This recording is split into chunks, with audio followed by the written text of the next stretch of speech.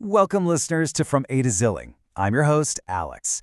Let's get right to it because the signals in the South Florida real estate market are, well, they're all over the place.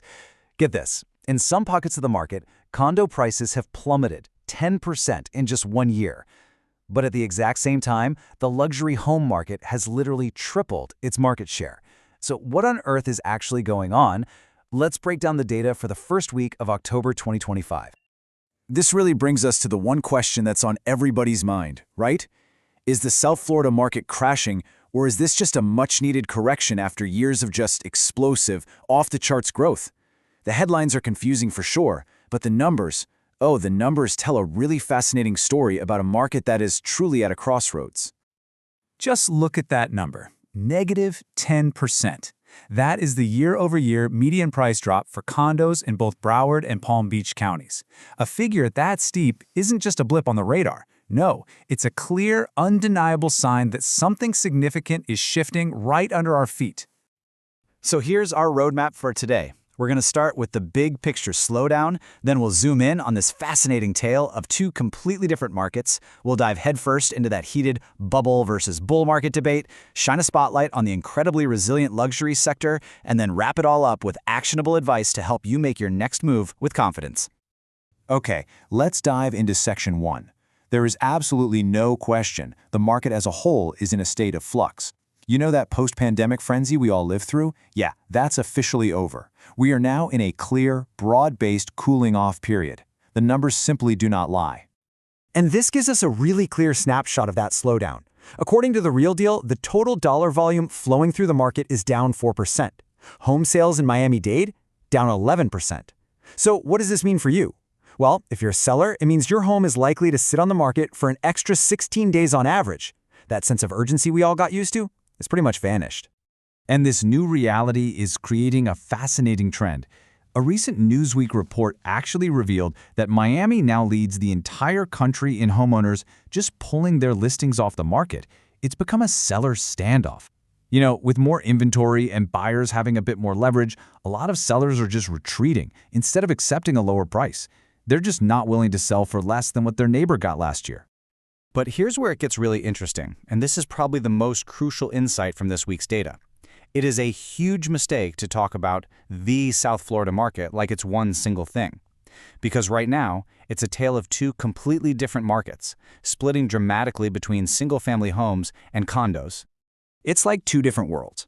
On one hand, you've got single-family homes, where prices are holding strong, even posting some modest gains. The Miami Association of Realtors is even forecasting a 5% sales rebound next year for them. But on the other hand, the condo market is just getting hammered. We already saw that 10% price drop, and some private market trackers are showing the average transaction price for a condo is down a staggering 33% just since the start of this year. I mean, this chart really just says it all, doesn't it? It highlights that stark difference. While single-family homes in Miami-Dade saw a little 2.3% price bump, condos just a bit north in Broward and Palm Beach took that big double-digit hit. This means you need a completely different strategy depending on which type of property you're trying to buy or sell right now. And this massive split leads us right into the great debate, the question that's causing so much anxiety for buyers and sellers alike. Are we in a dangerous, overvalued housing bubble that's about to pop, or is this just a temporary slowdown in what's still a fundamentally strong bull market? So let's start with the case for a bubble. And this is a big one. The highly respected 2025 UBS Global Real Estate Bubble Index just dropped, and they named Miami the #1 city in the entire world with the highest housing bubble risk. And their reasoning? Pretty simple. Prices are way out of whack with what local incomes and rents can support. That's a classic warning sign. But as you can probably imagine, the local real estate industry has a very different opinion. The Miami Association of Realtors immediately fired back. They're arguing that the incredible 77% price surge we've seen since 2020 isn't just speculation. They believe it's built on a solid foundation of real market fundamentals. So, digging into the bubble argument, what are the red flags? Well, it really comes down to a few key things. Those crazy high price-to-income ratios we just mentioned, soaring insurance costs that make owning a home more and more expensive, and just the clear signs of cooling buyer demand. Plus, one analysis identified 24 different markets in Florida that are at risk of a price drop. These are all classic symptoms of an overheated market. Okay, now for the counterargument, the case for strong fundamentals. And honestly, it's pretty compelling. Proponents point to our region's job growth, which is actually outpacing the national average, especially in those high-paying jobs. They highlight the massive influx of wealth. Nearly half of all luxury deals are all cash. And, this is critical, unlike the last crash, lending standards are ironclad. The median FICO score for a borrower is 770. This market is not built on a house of cards made of risky loans. And a huge part of that strong fundamentals argument is something called the rate lock-in effect. This is a massive reason why the supply of single-family homes is still so tight. I mean, think about it. So many homeowners are sitting on these incredible 2 or 3% mortgage rates. They just can't afford to sell and then turn around and buy a new place with a rate closer to 7%. This keeps a really tight lid on supply, which of course helps prop up prices. Now let's zoom in on a part of the market that seems to be playing by its own set of rules entirely, the luxury market. While other parts of the market are cooling down, high-end real estate continues to be this unbelievably resilient stronghold, and it's all fueled by an incredible ongoing influx of wealth. This chart really shows the story of that luxury boom.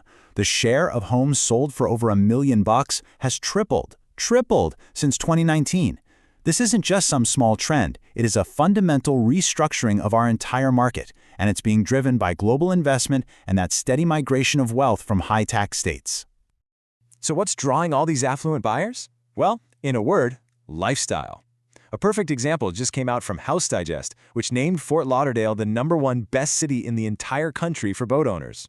And these kinds of awards aren't just fluff. They are powerful magnets for high-net-worth people who fuel that luxury market, often with those all-cash offers that couldn't care less about interest rates. Okay, so we have digested all of this complex and, yeah, sometimes conflicting data. What does it all mean for you? Let's get to the most important part, distilling all of this down into your next move, with clear, actionable advice for both buyers and sellers based on exactly what's happening this week. All right, for you buyers, the message is crystal clear. Leverage this moment. Seriously, this is the most buyer-friendly market we have seen in years. With more inventory and homes sitting on the market longer, you have negotiating power that simply did not exist 18 months ago. You have to use it. But a quick word of caution from one Palm Beach expert, don't wait too long. They predict competition could heat right back up during the busy winter season, which means this window of maximum opportunity might be right now. And for sellers, your strategy has to be all about realism and patience. The market has shifted, and your pricing has to reflect that, especially if you're selling a condo. You have to be patient. Remember, the data shows it's taking about 2.5 weeks longer to sell, and with more choices out there for buyers, you absolutely must find a way to make your property stand out from the crowd. So we're left with a big question. After years of almost unbelievable growth, is this slowdown we're feeling just a temporary correction before the market takes off again? Or is this the beginning of a new, more balanced, and maybe even more sustainable reality for South Florida real estate? The data will tell the story, and we'll be here to break it down. And that's your comprehensive look at the market. For a deeper dive, visit us at GetZelling.com. I'm Alex, and this is From A to Zilling. Join us next week.